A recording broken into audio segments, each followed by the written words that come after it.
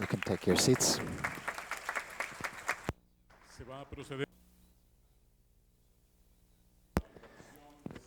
We will now sign the Declaration of San Jose as an outcome of the meeting of the heads of government and state of Central America, the United States of America, the Dominican Republic, and Belize.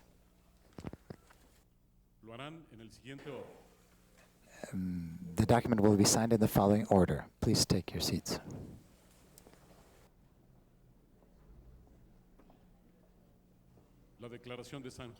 The Declaration of San Jose will be signed first by the President of the Republic of Costa Rica, José María Figueres Olsen.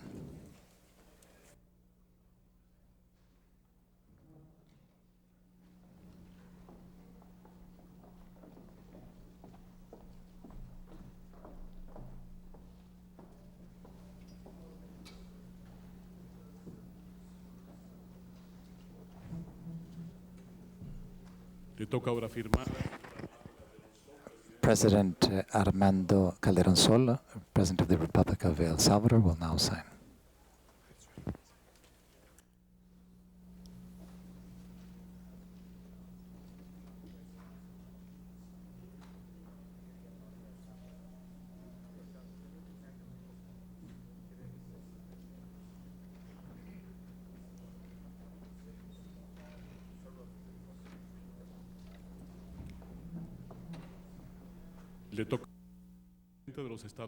The President of the United States, Mr. William Jefferson Clinton, will now sign the declaration.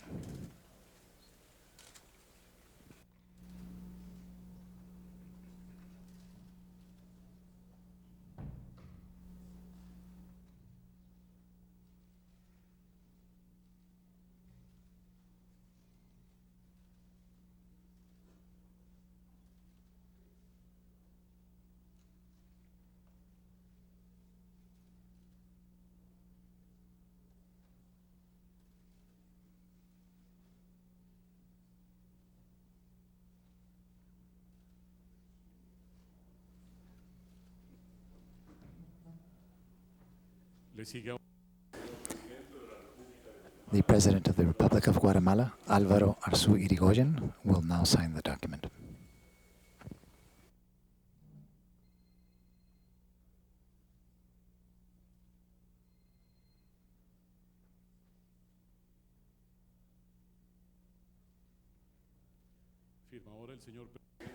The President of the Republic of Honduras, Carlos Roberto Reina Iriáquez, will now sign the declaration.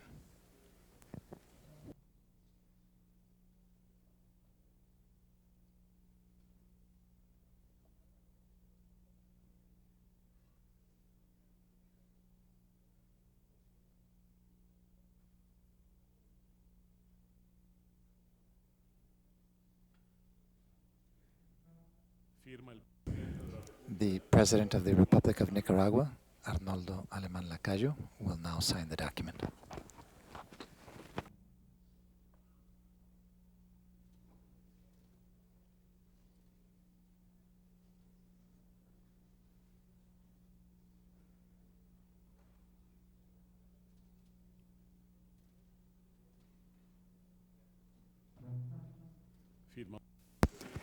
Leonel Fernández Reina, President of the Dominican Republic, will now sign.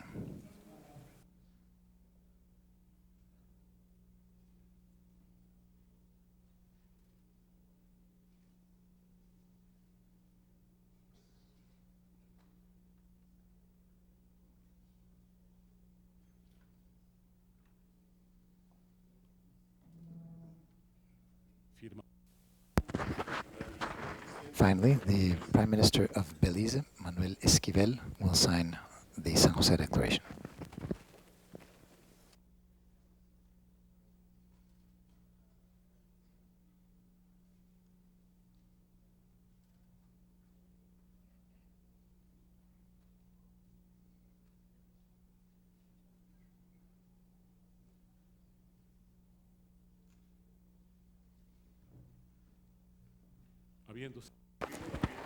Having signed the Declaration of San Jose,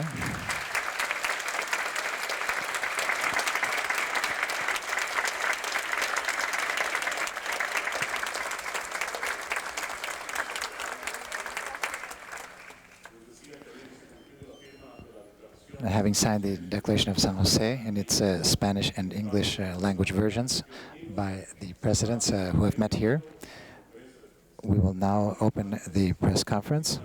And first of all, I would like to request the members of the press, when they ask their questions, to use the microphones along the 3 aisles. These microphones are for your use. Give your name, the media you represent, and the country from which you come. The presidents of the United States and Costa Rica have a brief message for you. First of all, the president of Costa Rica, José María Figueres Olsen.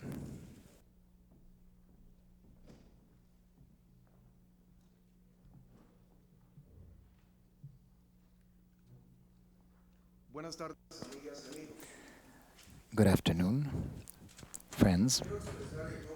I wish to express on behalf of the heads of state and of government of Central America and the Dominican Republic how pleased we are with the results of the extraordinary work session we have had this morning with President Clinton. It has been a very sincere dialogue, a very realistic dialogue, a very human dialogue, and especially a very friendly dialogue. I would like to share with you 4 main conclusions which are the outcome of our discussions and which are reflected in the San Jose Declaration which we have just signed. First of all, we have inaugurated a new phase, a new stage in the relations among our countries. We attach a very special importance to this alliance. It reflects a new regional mood, a more optimistic one, a more mature one, and a more propositional one.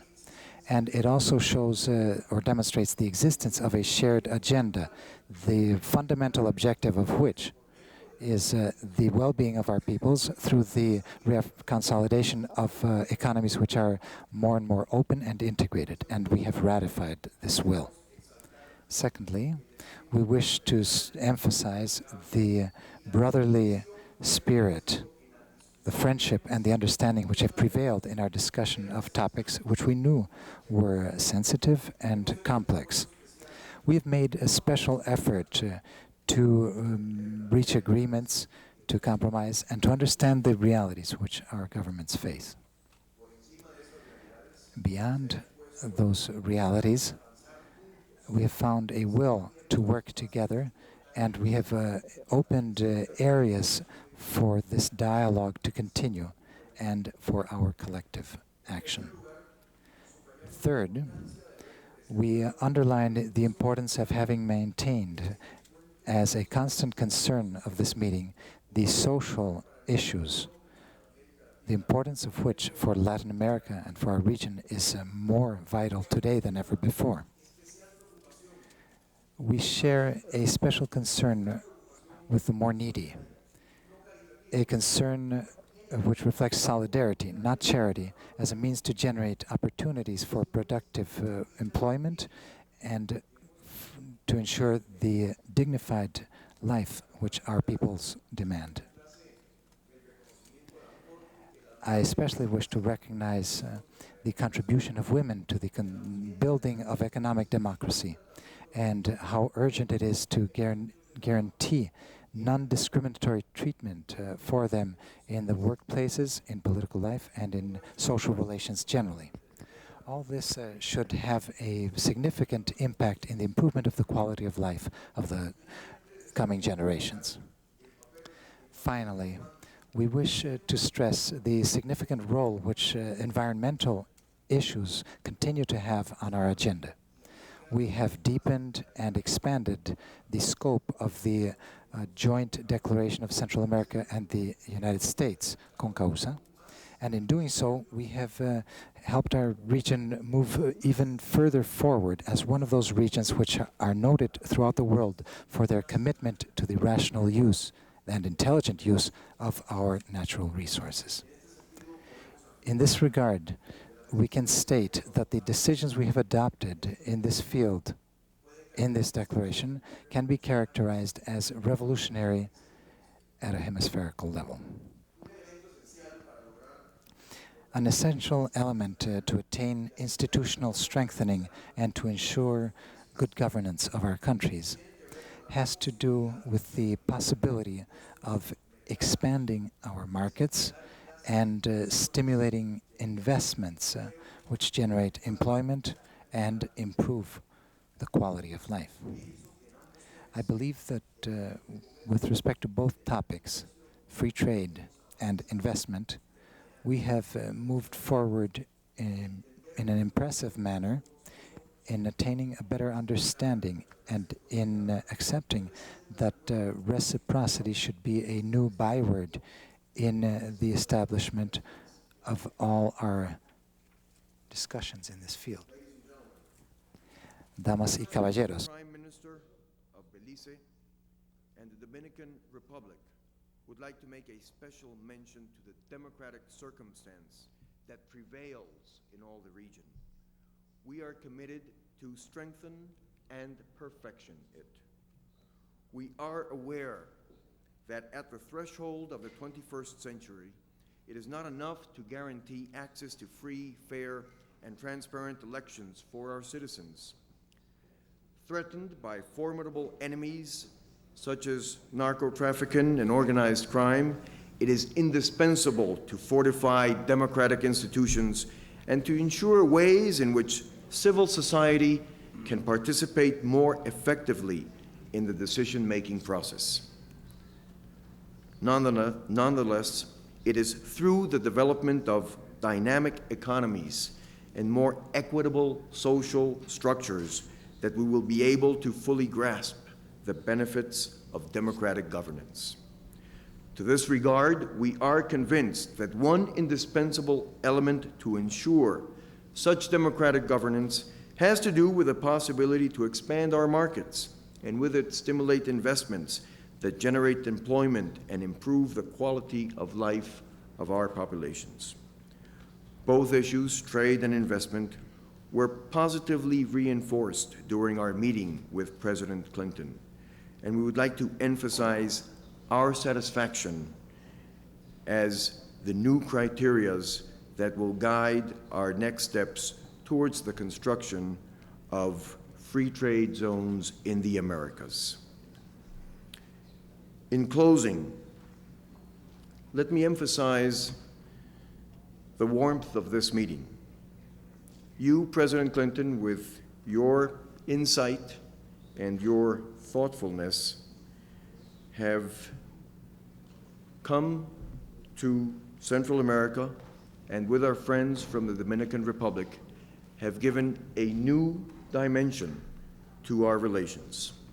We all came here with high expectations. We had the opportunity to share our thoughts, but express the feelings of our hearts. And we all part full of optimism, ready to continue our work that is circumscribed by the need we all have to continue bettering the conditions of living of our people. Thank you very much.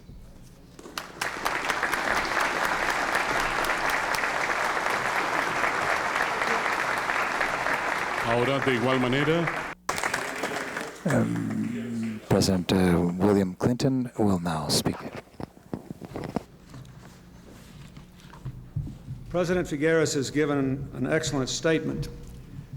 I will just make a few brief comments. First of all, I know I speak for all of us who are guests here in thanking the President and the people of Costa Rica for their warmth and hospitality. This is truly a new day for Central America. The transition from conflict to cooperation has changed the relationship among the Central American countries and between the United States and Central America. A decade ago, we focused on civil wars.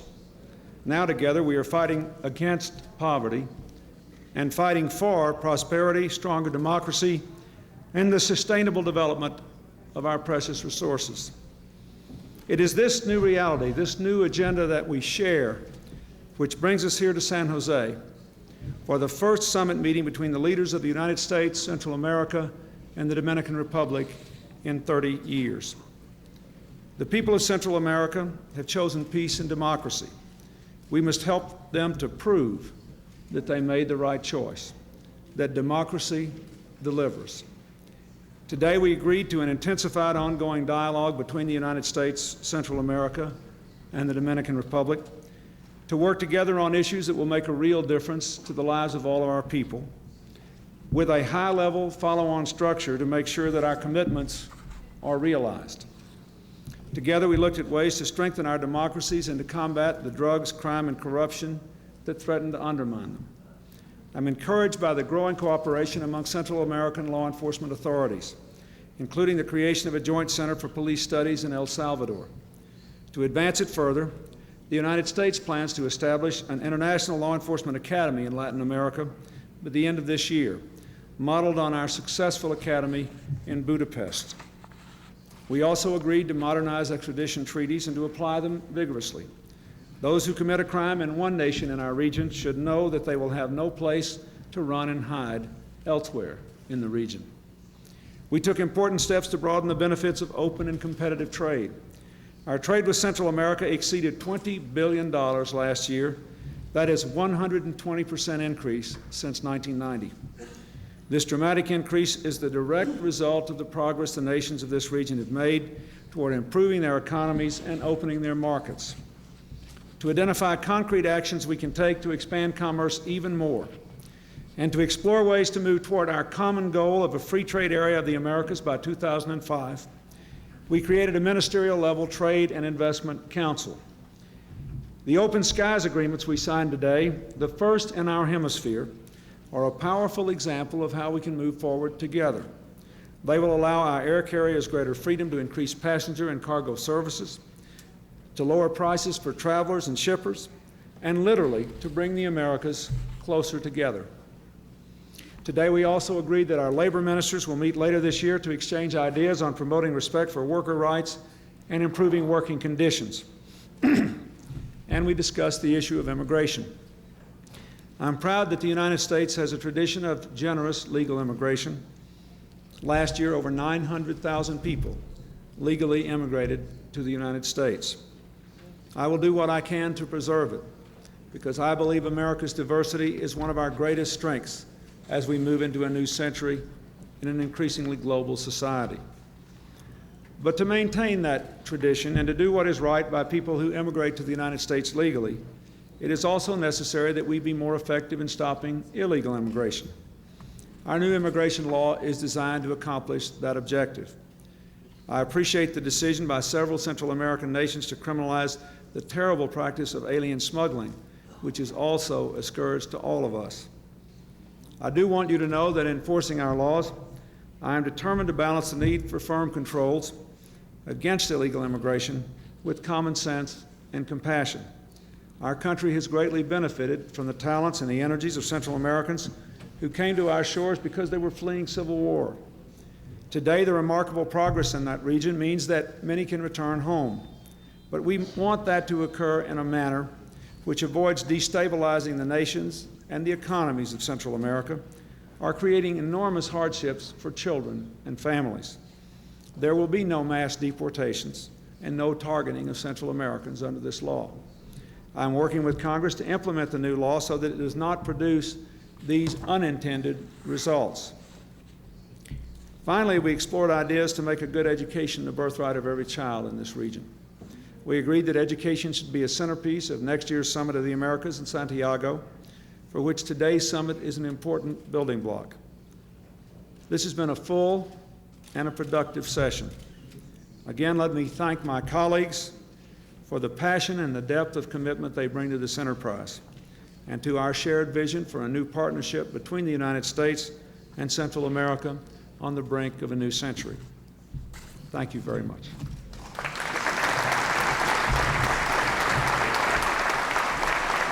We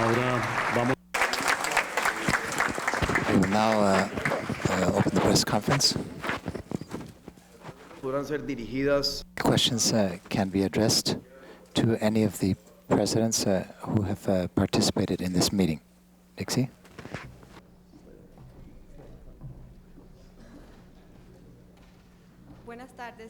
Good afternoon. I'm Dixie Mendoza from La Nación. Thank you very much, Mr. President. I have two questions. For you, Mr. President Figueres, I'd like to know, within the declaration in the chapter on strengthening democracy and good governance, I'd like to know what should be understood in the paragraph that says that we take on the commitment to update our extradition treaty and apply it vigorously to make sure that criminals are taken to justice where the effects of their crime are felt more severely.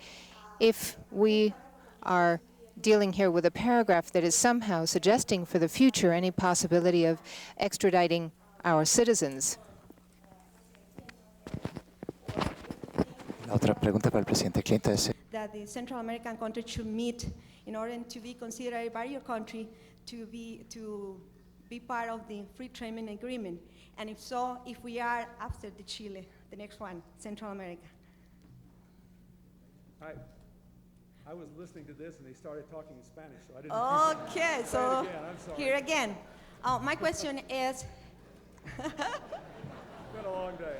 Thank you.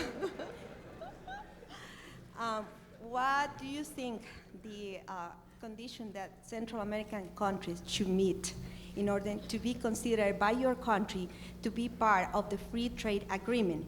And if we do meet those requirements, are we the next after Chile? Thank you. Dixie, la frase anterior a la... the previous phrase to the one you read is that respecting our constitutions and the independence of the branches of government in our countries, the judiciary and the legislative, we will continue cooperating in these areas which have to do with ensuring citizen security. In accordance with our responsibility as presidents with respect to our population, and that we should work together in combating drug trafficking, money laundering, and these modern scourges which have been developing in our societies and which can only cause harm to our societies. This is a reaffirmation of our will to continue working in that direction with respect to our constitutions and to our legal provisions. We are all states under the rule of law, fortunately. Make one comment about that from the point of view of the United States. We do not believe that our sovereignty is undermined by extraditing people to other countries as long as they follow the same rules with us, so that we both respect each other's criminal justice system. Now, let me answer your question. First of all, I believe that the nations of Central America have already gone a long way toward becoming part of a free trade area by embracing democracy, open markets, and committing themselves to expanded trade, and committing themselves to increasing international cooperation. After all, we have the president of the Inter-American Development Bank here. We have the Secretary General of the OAS here. We are all working together more. We are committed already, the United States is, to working with all the nations that are here present to establish a free trade area of the Americas by 2005, which is not so very far away. Now, in between now and then, can we do more to have more reciprocal open trade with the Central American countries? I believe we can. And I have agreed to two steps. The first is that we have set up a ministerial trade and investment council here as a result of this communique to identify what the next concrete steps are. But before that, I have proposed in my budget an expansion of the Caribbean Basin Initiative, and I have funded it over the next 5 years, which would permit us to reduce or eliminate tariffs on a large number of other items coming from Central America that would further deepen our trade relations. So I'm strongly supportive of it. I think the big steps have already been taken. The next steps are subject to agreement by our trade negotiators and people who are concerned about investment, and they can be worked out if we stay on the path we're on. Terry? Terry Hunt from the Associated Press. Mr. President, some of the leaders here today and some other prominent Central American figures have complained in recent days that the United States pays attention to this region only in times of war and in times of natural disaster. Do you think that that has been a valid criticism? And to President Figueres, What, if anything, has President Clinton said today that makes you think that that attitude would change? Well, first of all, I think there is some validity to that criticism. That is, I think there are some sectors of our society that may have been more interested in Central America when it was a battleground in the Cold War, or when it could at least be interpreted to have been a battleground in the Cold War. But I don't think it's a fair characterization of America as a whole or of the attitude of this administration. After all, we convened the Summit of the Americas, including all the democratically elected leaders of Central America and the Caribbean and the rest of Latin America in 1994. We have worked diligently since then in meeting with and working with various leaders in this area. We have worked for the cause of peace in Central America and applauded it when it prevailed. And this meeting here, which, as I said, is the first time since 1968, when President Johnson met with the leaders of Central America and the Dominican Republic, that such a meeting has occurred. And this one has a different agenda. This is designed to send the message that we believe it is in the interest of the United States and the people of the United States, as well as the right thing to do, to have an economic and a political partnership with Central America as we move into the new century. I'm convinced we'll come to this meeting with a completely different perspective of what our relationship should be. The old relationship that we have had in the past is no longer the one that can most benefit us in the world of the globalized economy. And today we have all come as true partners to share the responsibilities of our development and to look for common paths through which we can develop. Central America today, fully democratic and in peace, is willing to pull its own weight. And we are perfectly well aware of the responsibilities in that respect that we have as leaders of our nations. This is truly the beginning of a great new partnership. Pepe.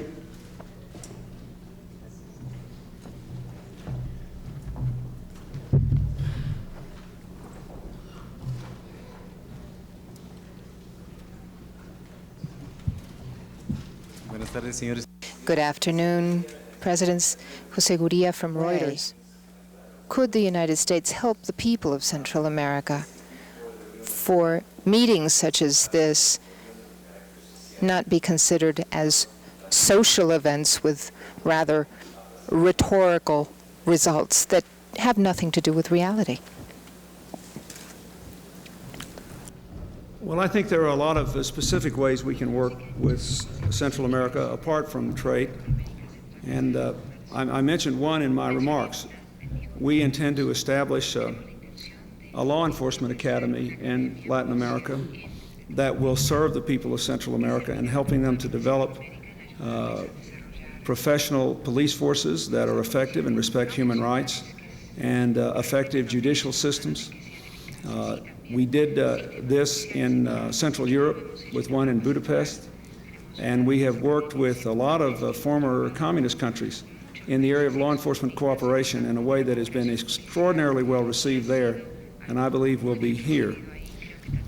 Last night, when President Figueres and I had a chance to meet, and again today in our larger meeting, I reaffirmed our willingness to work with the countries of Central America to help to expand educational opportunities and to bring the benefits of educational technology to all students. I think there are great opportunities there. I think there are enormous opportunities for us to cooperate in the environmental areas in ways that will be helpful to the long-term stability of the nations that are represented here. And so those are just three areas in which I expect there to be significantly increased cooperation in the years ahead. In addition to that, as you know, we still have some modest aid programs. The Peace Corps is active in many of these nations doing very constructive things. So I expect that there will be other things which will be done in the years ahead.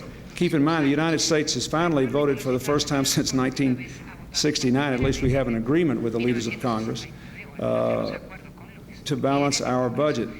And that will permit us the freedom and the economic stability I think, to be a better partner with our neighbors in a whole range of other areas. But the most important thing is for you to prove that your economy will work, and I think that the plan we're following will enable you to do that. Paul.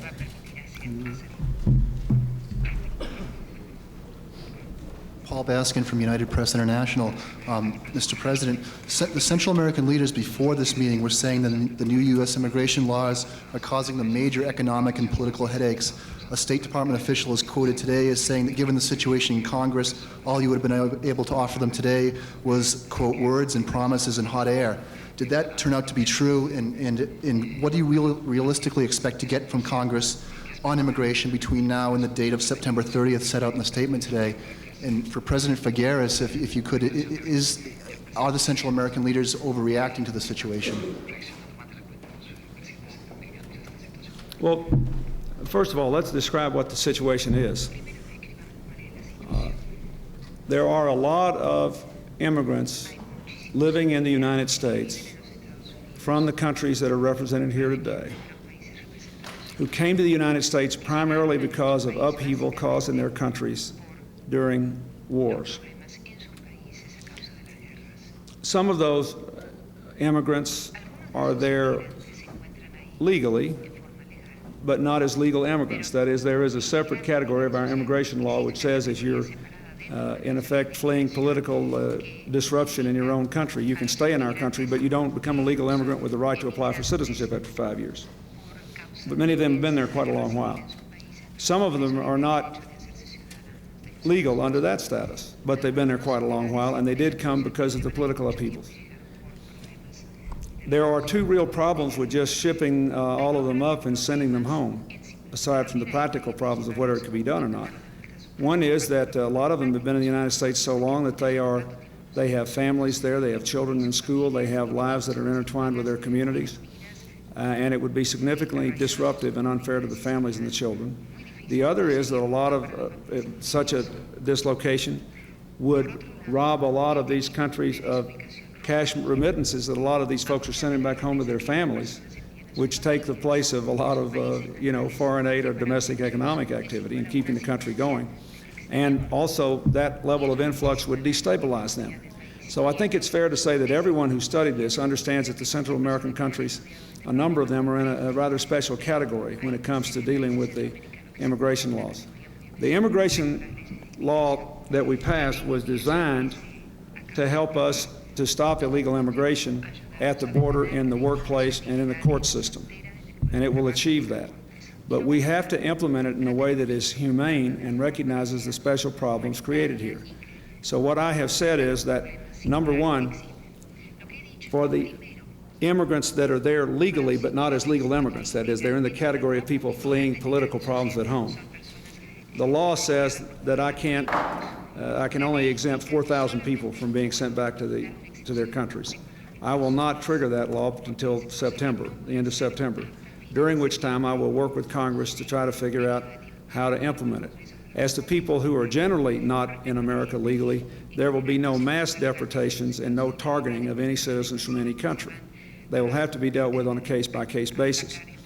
And again, I would say I'm not so sure as whoever your anonymous source was that the Congress will be unwilling to recognize the fact that these Central American countries are in a rather special category. After all, the United States government was heavily involved with a lot of these countries during the time of all this upheaval. And just as we were quite generous, and we should have been, in welcoming Vietnamese people to our shores after the termination of our involvement in Vietnam, where our country did not prevail. In these nations where democracy has prevailed and we want to work with them to succeed, it seems to me we ought to be sensitive to the disruptions that were caused during those tough years that we were involved in as a nation. So I'm not so sure we can't get some treatment. But the law itself, I want to say, as I said in Mexico, it's a good thing that we try to stop illegal immigration, because if we don't, we won't be able to keep the American people in support of legal immigration. So we have to stop it as much as we can. But we have to understand these Central American countries are in a different category because of what they went through in the 1980s.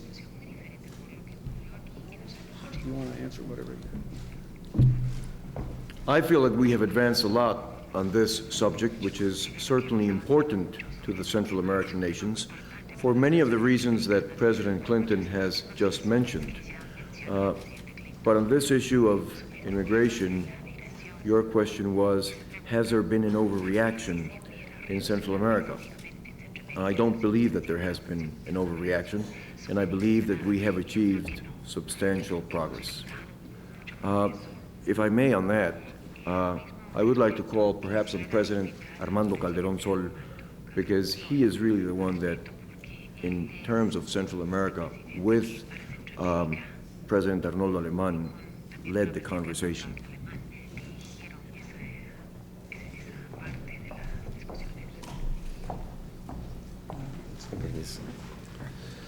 Sí, yo que solo...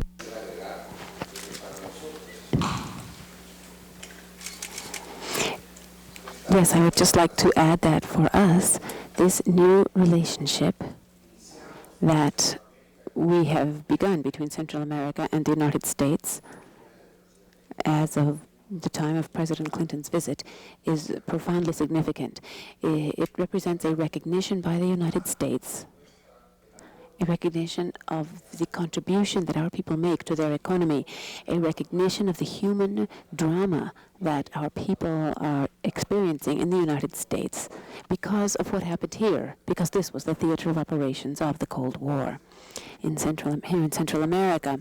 To hear this from the President of the United States and to hear the profoundly humane position that he adopts when he looks at that people which have had so much pain, for us is very encouraging.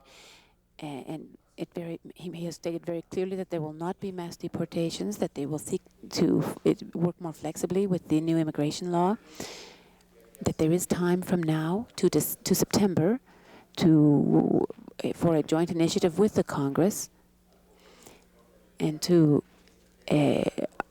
awaken more awareness within the Congress concerning this issue, which is so important for Central America.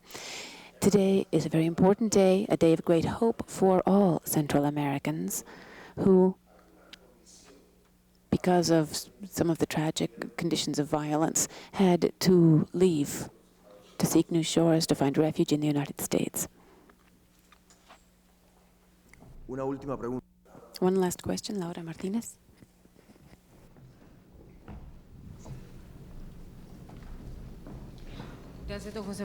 Thank you, Mr. President. I'm Laura Martinez from Costa Rica, Telenoticias Channel 7. The question first for President Figueres. Don't you think there's very little scope in having the support of the U.S. government for a draft that would provide to expand the benefits of the Caribbean Basin Initiative when the countries of the region would like to have something more specific than that by the year before the year 2005?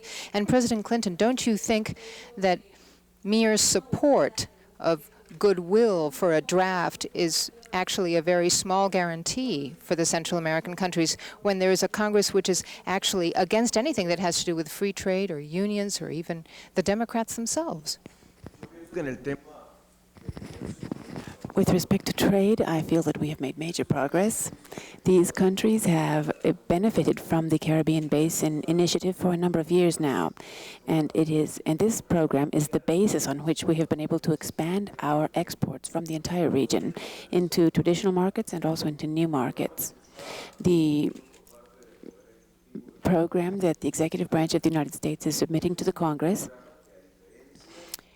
differs from the situation of the past. It contains funds to be able to counteract the loss of tariff income, which would mean expanding the list of products and the exemptions for many of the products coming from this region. Moreover, I think it is vitally important that we have agreed here to ask our ministers, the ministers who are involved in foreign trade, to task them with finding new ways, new creative ways to continue working together as a region with an eye to the year 2005, the date for which our continent plans to integrate. So the idea would be that we could advance even more in the field of trade before that date comes. With respect to trade, Laura, we need to stress investment. I think this meeting, this summit meeting, in many ways, is a stamp of approval for the profound reforms that have been led by the presidents of the area in their different countries. Today, the economies are much more open and much more competitive. They are true democracies, and of course, this opens up our doors to greater flows of investment, and ultimately, this is the way for us to integrate better. To try to respond to your question with 2 points. First of all, this is not, from our point of view, a vague commitment. I think you should see this in 3 steps, the question of how we might expand our trade between the United States and Central American countries. Number 1, I have presented a budget to the Congress, which, if the Congress will go along, provides for the reduction of tariffs over the next 5 years on a lot of other goods, which would increase trade with both Central America and the Caribbean. It is fully paid for in my budget, and therefore I think we have some chance of passing it, perhaps a good chance, and I certainly intend to fight hard for it. So there's that step. Then the second step is that we have agreed to bring our trade and investment ministers together to identify what we do after that. What more can we do? Then the third step is adopting the free trade area of the Americas by 2005. I know 2005 sounds like a long time away, especially if you're very young, but it's not so very long. And if you think about what will then be a trading area of over 1 billion people, it is a stunning achievement if we can pull it off. So I am not excluding the possibility that we can do more than expand the Caribbean Basin Initiative, nor am I taking for granted that it will be done, but that is the 3-step process I see. Now, the larger point you made is that the Congress of the United States is opposed to free trade. That may not be true. There are strong opponents of expanded trade in the Congress, but there are also very strong supporters. Some people are just against trade because they think it gives the United States a bad deal. I think the evidence is squarely against them. The more we open our markets, the better our economy does. And we have wages going up for the first time in 20 years. And last year, more than half the new jobs for the first time in many years coming into our economy were above average wage. So trade is good for us, not bad. Secondly, we can get a lot of people in my party, you mentioned my party specifically, we can get a lot of people in my party to vote for fast-track authority if our trading partners will give serious attention to the question of making sure that all people in a country get to participate in the benefits of expanded trade and wealth. That's why I have advocated that we set up a labor forum to go with the business forum that will meet as we work toward a free trade area of the Americas. The more Americans believe that all ordinary working people in other countries will benefit from expanded trade, the more likely we are to find support for it in the Congress. Yes, ma'am.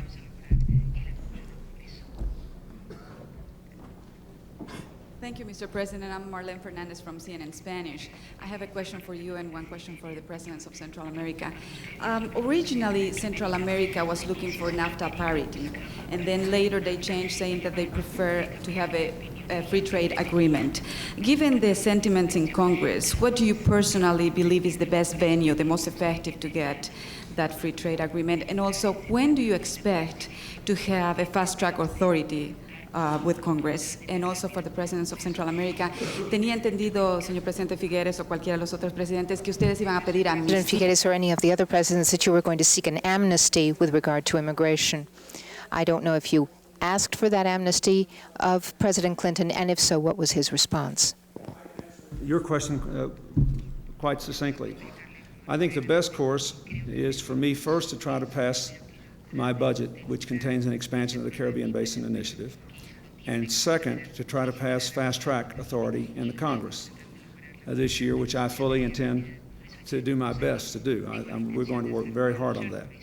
And at the same time, then to consult with leaders of the Congress in both parties who favor this approach about what they believe the best way to proceed is, because we're all going to have to work together on this. While we're consulting with Congress, there will be this meeting of our ministers, all of our ministers, identifying what they think the next steps should be to continue to expand trade. So I think that our roadmap is quite clear, and that is the one I intend to pursue.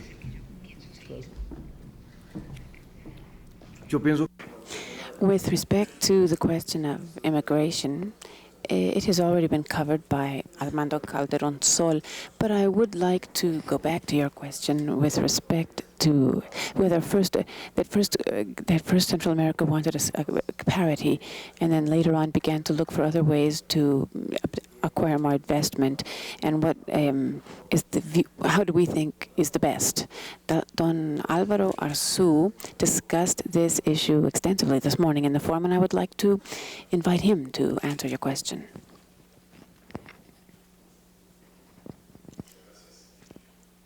Thank you.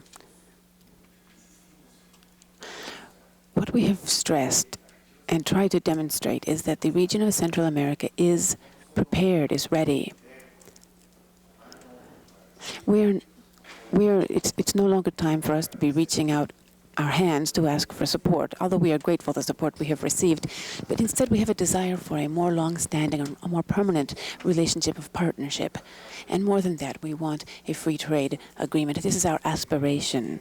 We need to follow certain parameters, which are requirements with Congress, for example, or also with public opinion, the press. I believe very much in communication.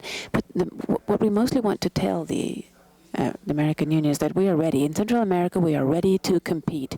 We are ready to receive investment. We are ready to generate production. And we are ready to diversify the results and the profits that we attract in this among the large mass of impoverished people in our region in order to begin shrinking the very profound socioeconomic gap that we still have. So we want to go beyond that, and I think we can do it. Gracias. Thank you. Thank you. This concludes the press conference with the governments of Central America, the United States, the Dominican Republic, and Belize. Good afternoon, and thank you again for being here with us.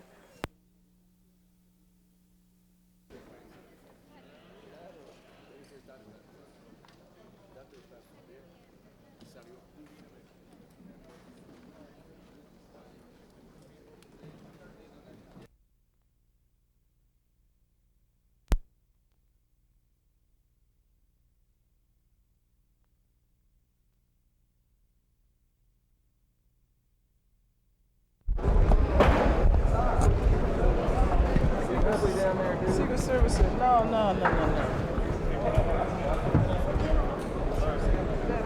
Never look.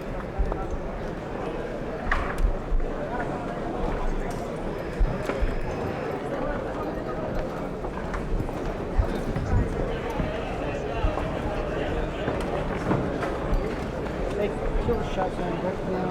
I'm gonna go on the camera mic, okay?